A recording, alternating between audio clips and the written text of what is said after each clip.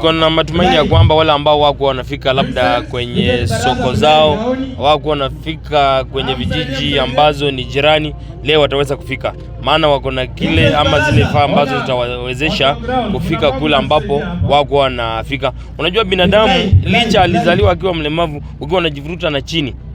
Licha amezoea lakini ni uchungu. Na atachoka vile vile. Lakini akiwa na kitu kama wheelchair itamsaidia, at least atakuwa anaweza fika. Anaweza tembea hata kilomita 1 kwa siku. Na hiyo ndio furaha yangu, na mimi nitaendelea kufanya hii mradi. Na sifanyi kwa sababu nataka kura. Nafanya kwa sababu nakumbuka ambapo nilitoka. Na lengo langu kuu ni kuhakikisha ya kwamba watu wa Kimilili, watu wa Bungoma, watu wa Kenya tunafukuza umaskini, tuwe kama zile nchi zingine ambazo watu wanaishi na furaha. Tangu nisaliwa nimemaliza miaka 67 na nilikuwa na kiwete.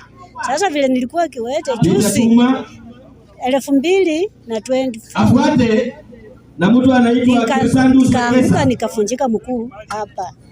Sasa nashukuru Saddam Junior kunitembelea mpaka nyumbani kwangu, akaniona, akanihakikisha nitembea. Sasa nashukuru Mheshimiwa Mirama kwa sababu yeye ndiye ametembea kwangu. Na vile nimekanyaka hapa, tunajua kwamba ujumbe umefikia ulimwengu mzima na serikali kuu. Walemavu walikuwa wamesaulika